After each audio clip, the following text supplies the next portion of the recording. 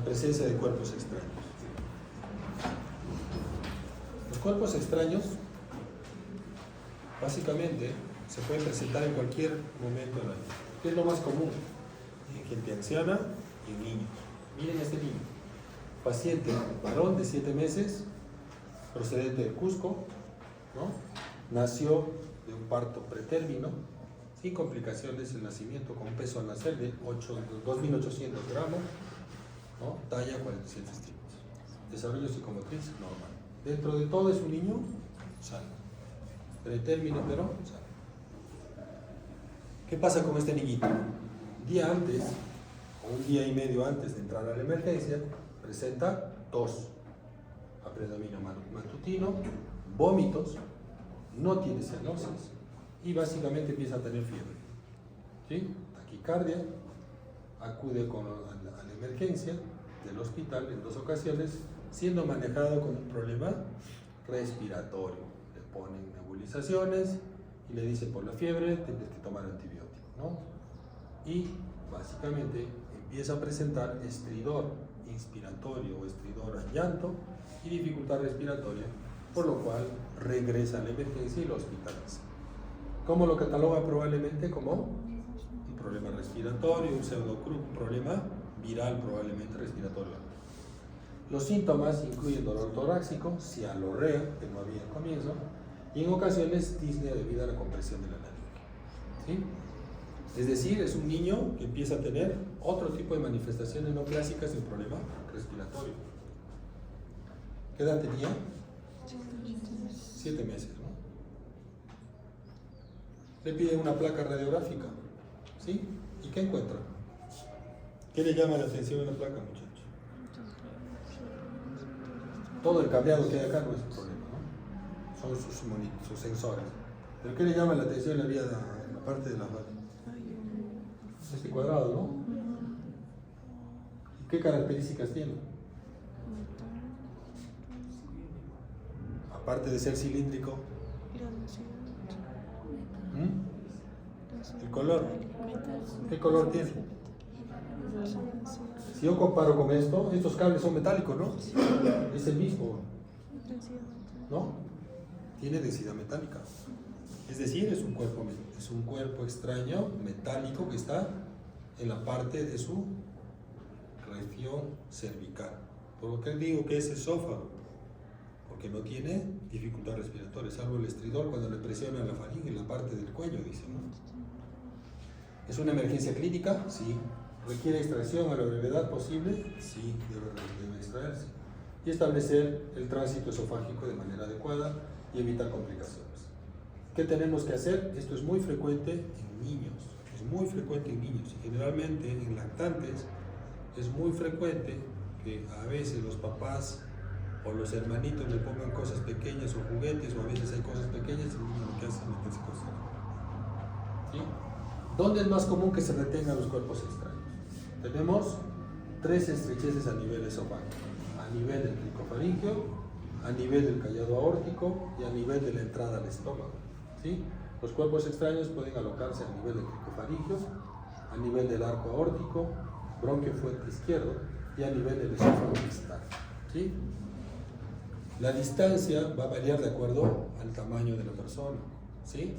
Todas estas mediciones que ustedes ven están a partir de la cavidad oral, ¿sí? A nivel de la arcada dental. Esas son las 3 ubicaciones o 4 ubicaciones más comunes. Nivel de localización más común en niños. ¿Dónde es más frecuente? En el cricofaringeo. En adultos, ¿dónde es más común? Esófago medio o la entrada al estómago. ¿Sí? Estrechez aórtica, 10%. Esfínter esofágico inferior, 20%. Pero el cricofaringeo es el más alto. Y en adultos es más común en el cricofaringeo. Reglas de oro de los pacientes con cuerpos extraños. Todo cuerpo extraño accesible endoscópicamente debe extirparse o retirarse. Siempre se debe estudiar la peligrosidad del objeto. Esto va direccionado o dirigido a ver qué cuerpo extraño ha ingerido el paciente. Se debe hacer estudio radiográfico simple previamente. Siempre debe pedir una placa. Y si hay sospecha de perforación, debo solicitar una tomografía antes de hacer cualquier procedimiento.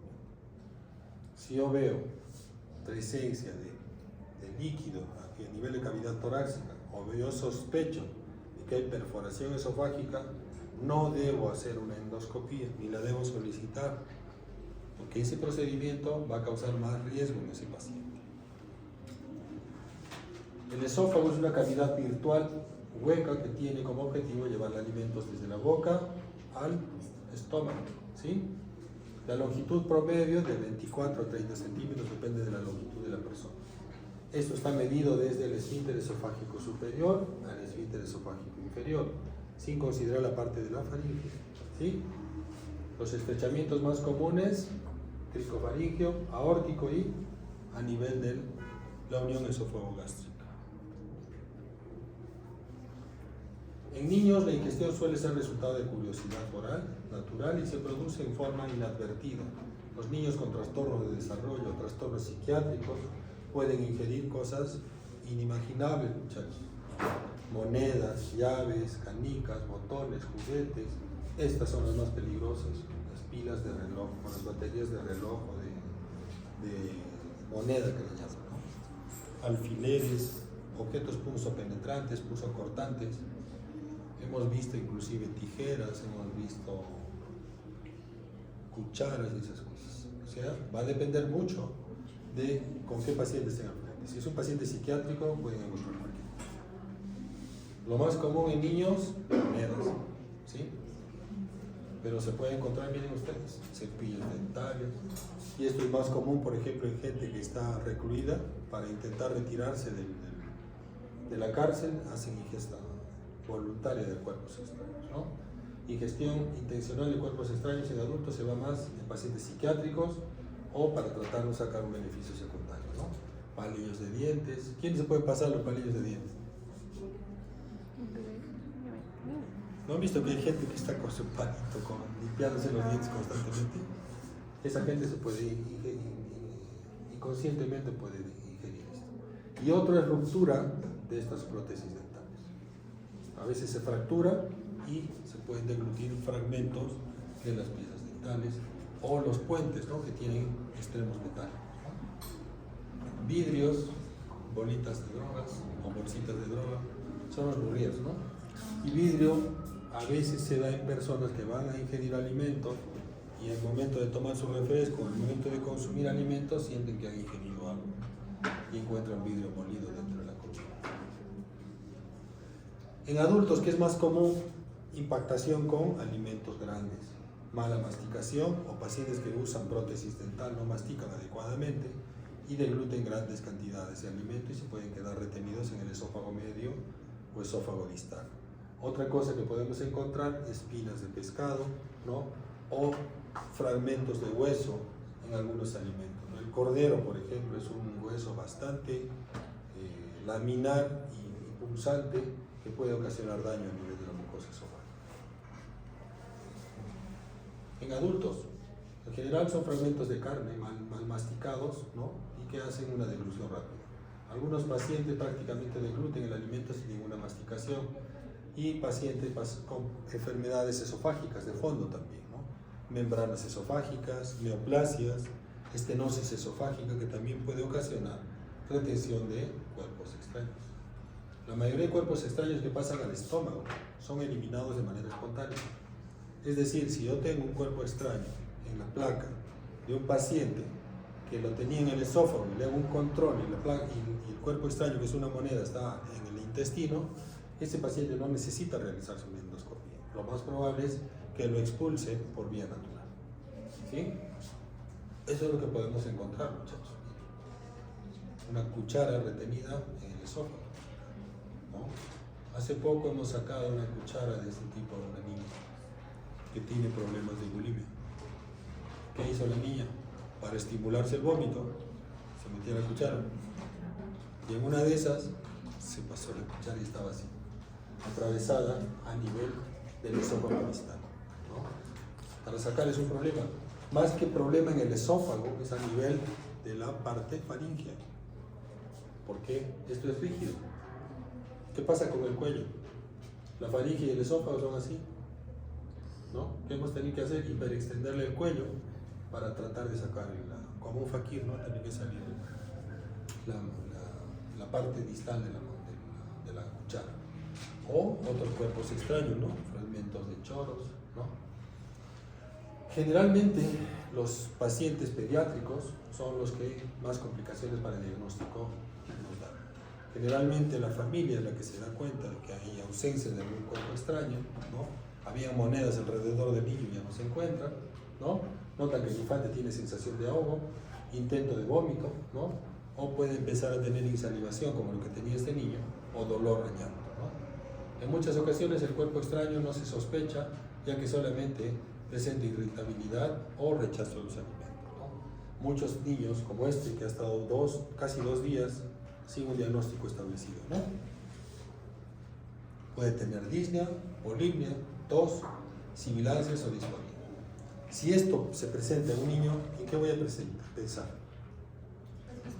El cuerpo extraño no está en el esófago, sino está en vía respiratoria, ¿sí? Si el paciente empieza a tener cianosis, tos, disfonía, polimnia y sibilancias, yo tengo que sospechar que el cuerpo extraño está a nivel de la vía respiratoria. En adultos es posible obtener el acceso, el dato importante de qué ha comido el paciente, ¿no?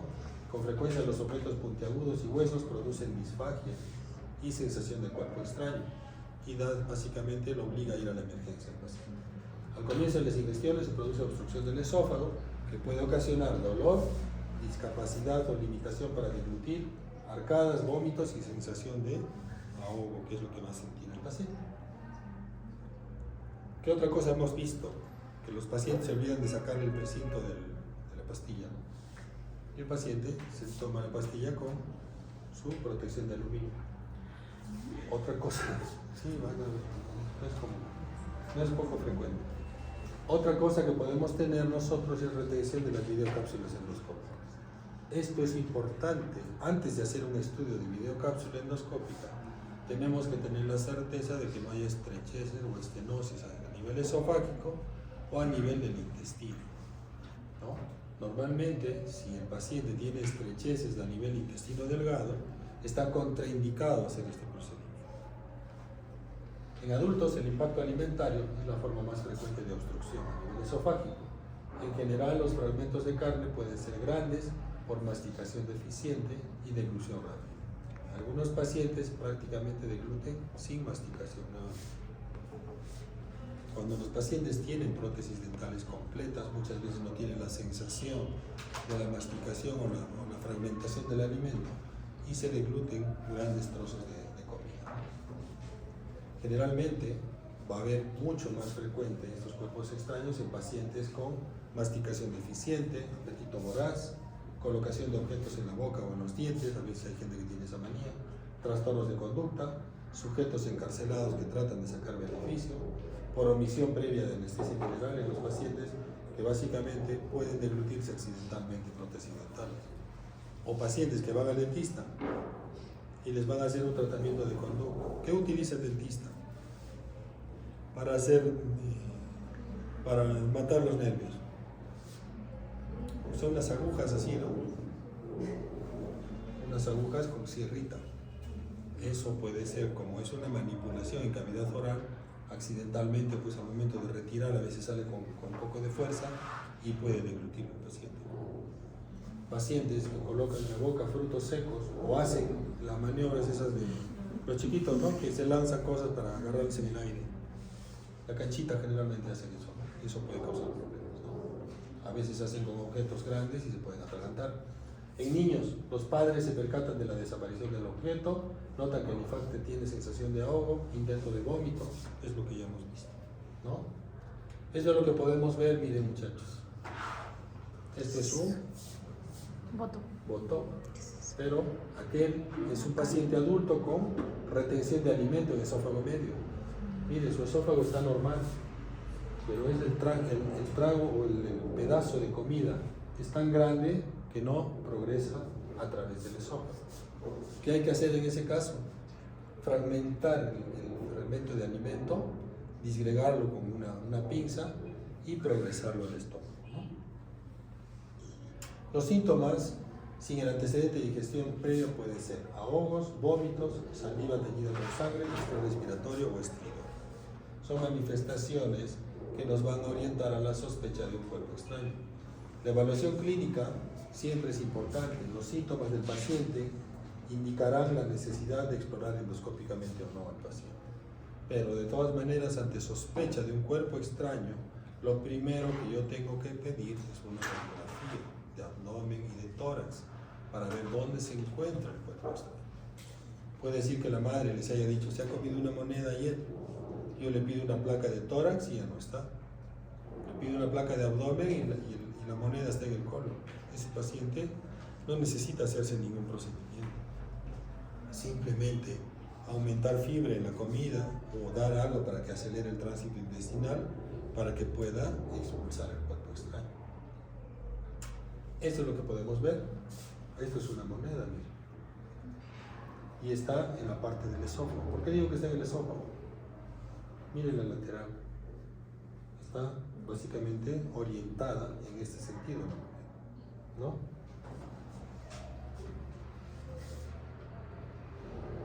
Y ya tenemos lo mismo. En la placa de ella, ¿qué tenemos? Una aguja. Parece que es un arete, ¿no?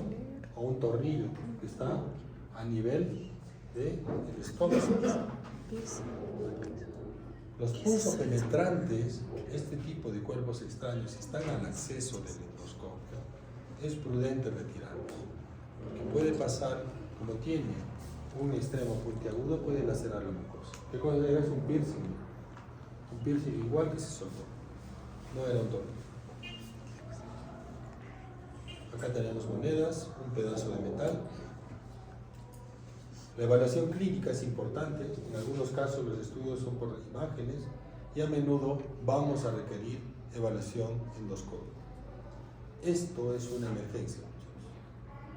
La ingesta accidental de pila de moneda es una emergencia porque la pila de moneda causa daño en la mucosa por el cuerpo extraño en sí y también tiene un efecto eléctrico. Acuérdense que la pila de moneda, la electricidad la transmite por una de las caras. No es como las pilas normales que tienen un polo positivo y un polo negativo. La pila de moneda tiene un polo positivo central y el polo negativo es periférico. Es decir, los dos polos están en la misma cara. Y si hay contacto con líquido, con humedad, ¿qué va a pasar? Va a transmitir corriente. Y esta moneda tiene litio en su composición. El litio es una sustancia corrosiva. Si se empieza a destruir la cubierta de la moneda, lo que va a ocasionar es destrucción del tejido por efecto eléctrico y por la sustancia corrosiva que hay en su interior. Esto es una emergencia. Apenas se presenta la emergencia y la sospecha de pila de moneda, este paciente debe acabar en una endoscopia. Esta es la característica de una pila de moneda. Ese doble halo que van a ver. Es diferente a una moneda, ¿no? La moneda, ¿cómo se ve? Redondita, ¿no? Acá se ve un doble halo. Esta es una pila de moneda. El procedimiento de elección para el diagnóstico y tratamiento de cuerpos extraños es la endoscopia. Siempre tratar de simular el cuerpo extraño en el exterior. Si yo tengo una moneda, tratar de ver qué accesorios tengo para poder retirarlo y ver si el tamaño de la moneda lo puedo retirar con una pinza cocodrilo, diente de ratón o una pinza, un trípode que se llama, ¿no? O una canastilla o un balón. Va a depender mucho de qué cuerpo extraño tenga el paciente para poder intentar retirarlo. Esta es una moneda, ¿sí? Esta es una chapita. Allá es un pedazo de comida, ese es un hueso. Miren cómo está incrustado en la mucosa, ¿no? Es un hueso puntiagudo y fino. Y esto es lo que causa la pila de moneda. Miren de qué color ha salido la pila de moneda. Negra. Miren lo que ha ocasionado una úlcera esofágica, una perforación esofágica. ¿Sí? Esta es una complicación. Necrosis y allá hay perforación. Esto se puede presentar dentro de las 6 horas. ¿Qué puede causar como complicaciones? Laceraciones por la manipulación del cuerpo extraño, fístulas, ¿no? Que básicamente secuela probablemente de una pila de moneda, o disnea o asfixia por compresión de la tráquea, ¿no?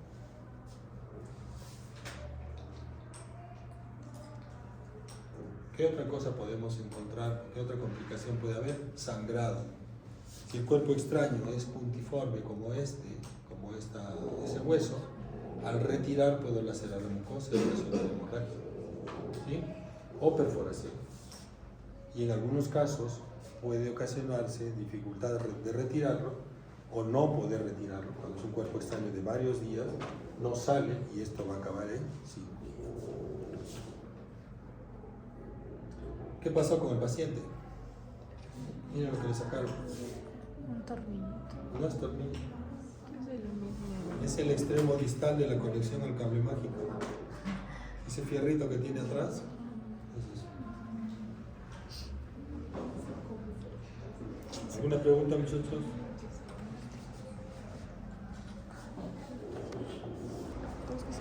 Son sustancias corrosivas que van a causar daño en la mucosa gástrica, esofágica, ¿no?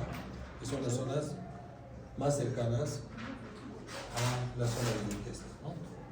¿Qué pasa con estos pacientes? Miren, podemos tener ingesta accidental o ingesta por intento suicida. Miren este niño, es una persona de 6 años que ingiere un cáustico y después de la ingesta presenta dolor torácico súbito y cianorrea. Y acá es evaluado de forma inmediata y llevado a su centro de salud, apreciando lesiones aisladas eritematosas en orofaringe. ¿Qué nos indica esto? Que realmente ha sido una sustancia corrosiva que ha consumido. ¿Qué es importante con esto? Saber qué ha consumido el paciente y si puede llevar el familiar lo que ha consumido el paciente, nos va a permitir determinar si es un ácido o es un alcalino, ¿no? Se refiere al hospital para estudio y tratamiento. Este es un ejemplo de un niño con ingesta accidental. Y otro grupo, otra persona, paciente mujer de 25 años, previamente sana, quien ingresa o ingresa a la emergencia por presentar sensación de pirosis, dolor abdominal posterior a la ingesta de ácido muriático, de forma voluntaria por problemas personales. ¿Qué diferencia hay entre uno y otro? 1% Uno ha sido voluntario y el otro ha sido accidental. ¿Qué nos diferencia uno de otro? Probablemente la cantidad del producto que ha consumido y la concentración. Al ingreso se encuentra quejumbrosa, depresiva, con ligero dolor abdominal, signos de irritación peritoneal y algunos hallazgos sin otros hallazgos en el examen físico.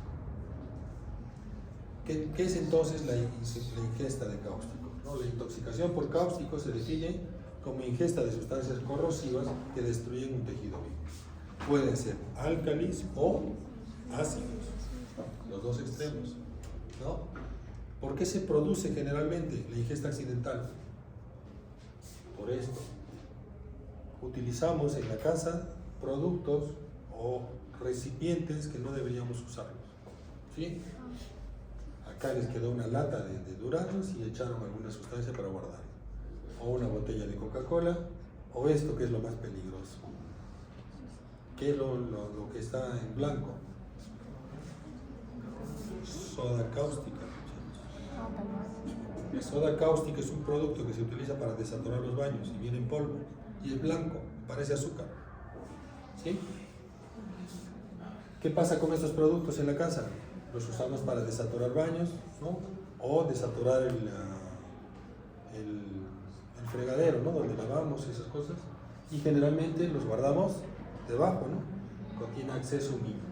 El 80% de las lesiones por agentes cáusticos ocurre en gente menor de 5 años, por descuido de los padres o cuidadores, y en adultos por suicidio o ingesta accidental. ¿Por qué podría ser ingesta accidental cuando se toma una Coca-Cola? ¿Qué pasa? Un paciente ebrio llega a su casa, tiene sed, agarra la botella de Coca-Cola y se la toma. Y ha pasado varias veces, ¿sí? ¿Qué piensa el paciente? Que está tomando una gaseosa. Ni siquiera la buena. Miren todo lo que se puede consumir, ácidos o álcalis. ¿Cuáles son más peligrosos? Los álcalis. ¿Ah? Álcalis. ¿Por qué? Esto causa destrucción en el tiempo. Esto te causa destrucción, necrosis y básicamente forma una costra. pero si básicamente es un volumen grande es altamente mortal porque causa perforaciones. Diferentes tipos de ácido. ¿Cuáles son los más comunes? Ácido clorhídrico, ácido muriático, que son los que se utilizan para limpieza. Y álcalis también. Amoníaco, ¿qué más utilizamos? Hidróxido de sodio, soda cáustica, ¿sí? Fluoruro de amonio, hipoclorito de sodio, la lejía, que es lo más común. Esto es importante entender. ¿Por qué se produce el daño a nivel esofágico o a nivel gástrico?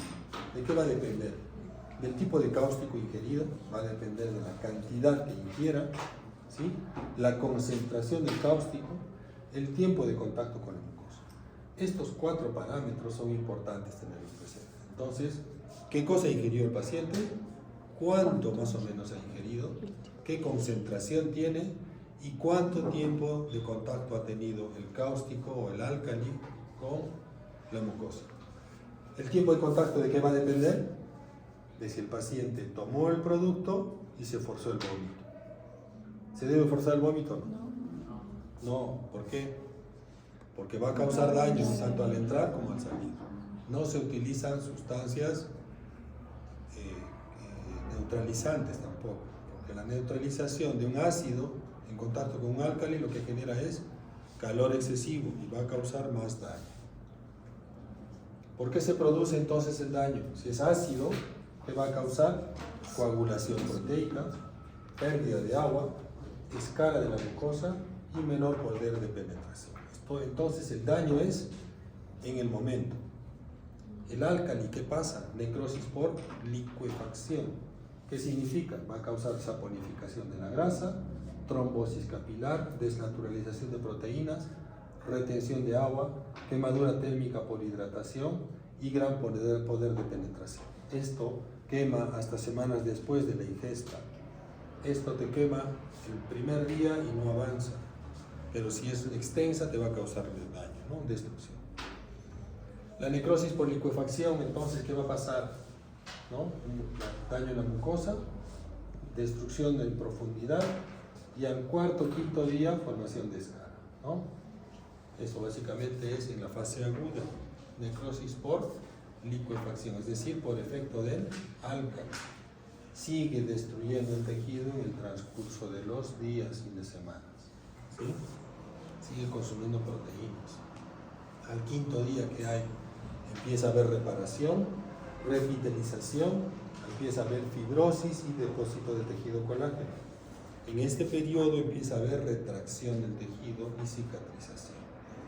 Entre la tercera y cuarta semana, retracción y cicatrización, acortamiento y estenosis. Esto es lo que van a encontrar en una radiografía por contraste en un paciente con ingesta de sustancias alcalinas, con destrucción extensa de la mucosa. Estenosis completa prácticamente del esófago medio y distal. Este es un esófago normal, ¿no? Pero en la parte próxima al estómago está estenosa. ¿Qué manifestaciones clínicas tiene el paciente generalmente cuando ingiere una sustancia alcalina o ácida? Dolor, disfagia, odinofagia, ¿sí? Dolor retroesternal, dolor abdominal intenso, generalmente va a depender de dónde esté la mayor cantidad de sustancia ingerida, ¿no? Insalivación, cianorrea, dificultad para deglutir, disfonía. Si nuestro paciente tiene estridor inspiratorio, disfonía, dificultad para respirar, lo primero que tenemos que hacer es preservar su vía respiratoria, porque puede haber quemado también sus cuerdas vocales y su tráquea. Estos pacientes van a acabar con intubación por endotraqueal probablemente. ¿Qué complicaciones podemos tener? Complicaciones tempranas, perforación del esófago, ¿sí? Que produce mediastinitis, abscesos mediastinales, sepsis con alta mortalidad. Miren ustedes, aire libre, periesofágico y en la cavidad torácica. La perforación gástrica que va a tener neumomediastino o neumoperitoneo, ¿sí? O peritonitis química también. En la fase crónica, ¿qué va a haber en estos pacientes? Cicatrices, úlceras, estenosis, disfagia. Este es un esófago en fase de cicatrización, pero no tiene luz. Miren, es un puntito. O allá, ulceraciones con retracción de tejido, ¿no? Esas son complicaciones tardías. Generalmente son progresivas e irreversibles. Complicaciones crónicas, estenosis del esófago y del antro, generalmente se puede dar hasta en el 15% de los pacientes. Y acuérdense que estos pacientes tienen mayor riesgo, si evolucionan bien y no tienen complicaciones tardías, pueden tener mayor riesgo de cáncer. Suele aparecer en promedio 40 años después del incidente o del accidente. Esto tiene una alta probabilidad de hacer cáncer de esófago después de una ingesta de sustancias alcalinas o ácidas, ¿no? ¿Cuándo hacer la endoscopía? Nosotros debemos practicar un estudio endoscópico entre las 6 y 24 horas del evento. No se debe hacer una endoscopía más allá de las 48 horas. Pasadas las 48 horas tenemos alto riesgo de complicaciones. ¿Qué nos permite la endoscopía? Ubicar la extensión de la lesión, si hubo lesión o no de la mucosa, la localización, extensión y severidad. Esto es lo que podemos ver en una endoscopía. ¿Cuándo está contraindicado? Si yo tengo sospecha de perforación, si tengo más de 48 horas del evento, ¿sí? Signos de inestabilidad, shock o más de 48 horas del evento, ¿no? O obstrucción o afectación de la vía aérea superior. Esto es lo que podemos ver en una endoscopía. Indirectamente, miren ustedes, región faríngea, cuerdas vocales quemadas, ¿sí? O puedo ver quemadura por cáusticos de tercio medio de esófago, grado 2. Sargar se utiliza, es una clasificación. O podemos ver básicamente estas lesiones, ¿no? Esa es la clasificación que usamos cuando tenemos un paciente con ingesta de cáusticos, ¿no? Álcalis o ácidos. 0 cuando la mucosa está normal. 1 cuando hay edema o enrojecimiento de la mucosa. 2A cuando hay exudado, erosiones, úlceras superficiales o hemorragia, pero no son circunferenciales. 2B, úlceras profundas, circunferenciales y necrosis. 3A, pequeñas áreas de necrosis con lesiones circunferenciales. 3B, extensas áreas de ulceración y necrosis. ¿Para qué me sirve esta clasificación? Para ver el pronóstico de mi paciente. Si yo tengo un paciente con un Sargar 2B, 3A y 3B, el riesgo de estenosis es por encima del 70%, con alta mortalidad si es un 3B, mayor al 65%. Para eso me sirven estas clasificaciones, ver pronóstico y calidad de vida del paciente. Miren este es un 1, eritema. 2, exudado, 2A. Este es un 2B. Y acá tenemos un 3A, áreas de necrosis, ¿sí? Y un 3B, necrosis extensa. Esto es una valoración subjetiva, depende mucho del observador y básicamente nos mide pronóstico y calidad de vida del paciente. Si yo encuentro esto en una endoscopía de un paciente pediátrico, le encuentro un 2A, yo sé la probabilidad de estenosis es 70%. ¿Qué es lo que debemos hacer? Esto se va a cerrar en los días. ¿Qué debo hacer? Le pongo una sonda nasogástrica, uno para alimentarlo y otro para preservar el acceso al estómago. Para que yo sé que a la 4ª semana voy a tener que empezar a hacer dilataciones, para tener un acceso y permitirme hacer dilataciones del esófago. Si no hago esto y después de varios días encuentro esta estenosis, es imposible pasar una guía, la guía de Alano, que no sé a dónde la voy a pasar, puedo pasarla al mi destino. Es muy complicado. En cambio, si yo tengo una guía de acceso y sé que está en el estómago, las probabilidades de complicaciones son mínimas, ¿no?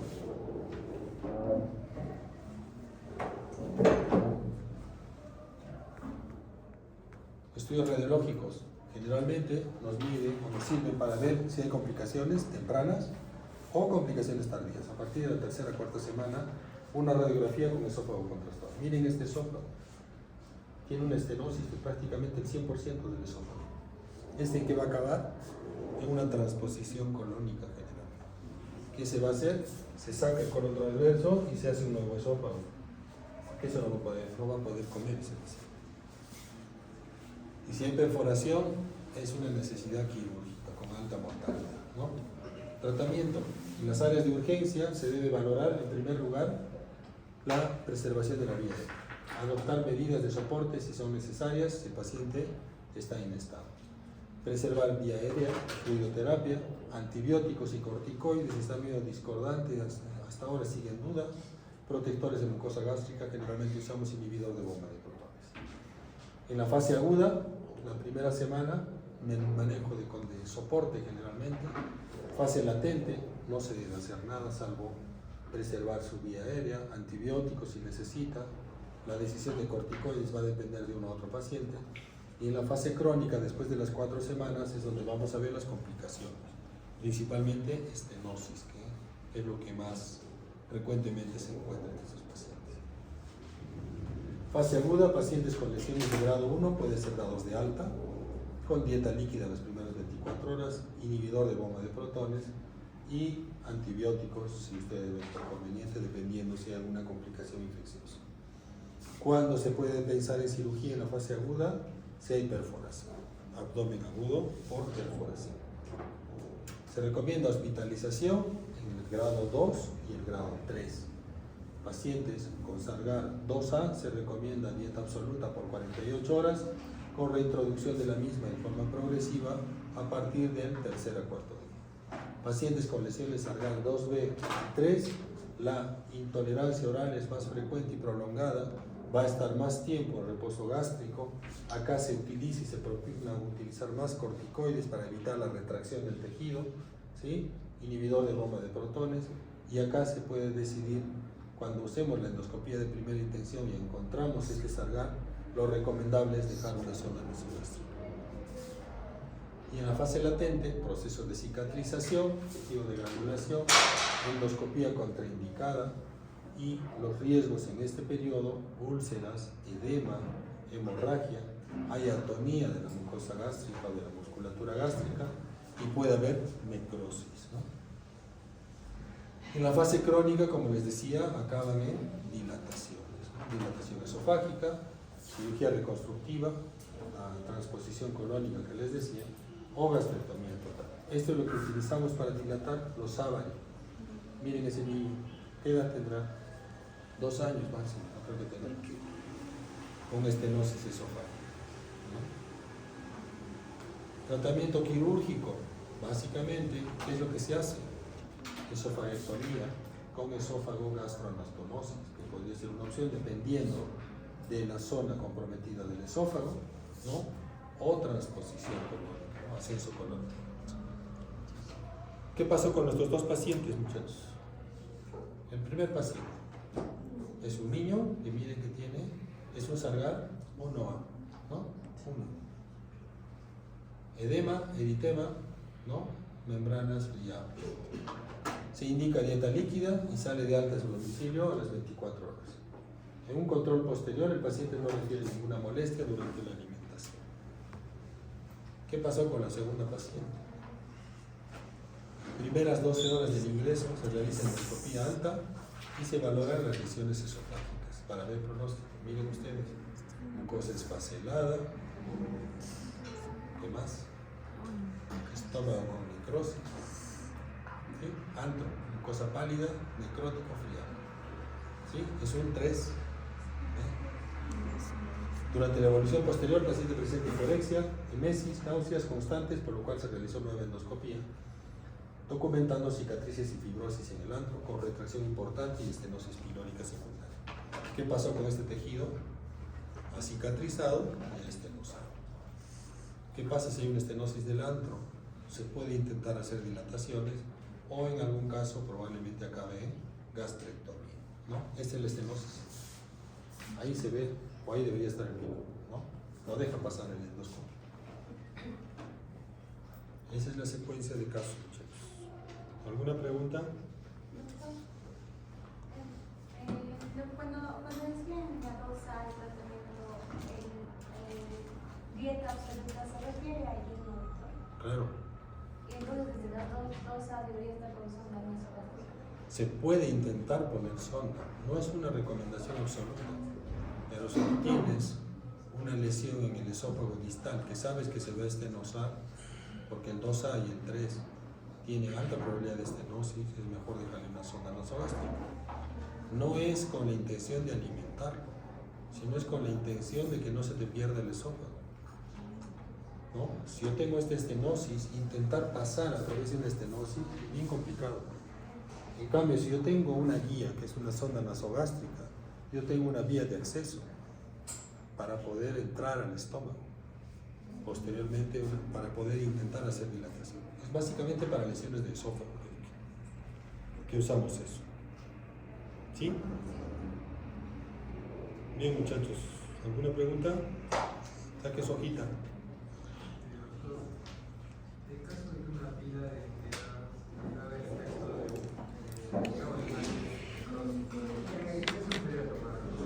de ¿Qué se debería? ¿qué se debe hacer si la respuesta ya está? Es quirúrgico. Tú le sacas la moneda y lo tienes que mandar a operar, está perforado su esófago. Ese niño con perforación esofágica te va a hacer mediastinitis. Este niñito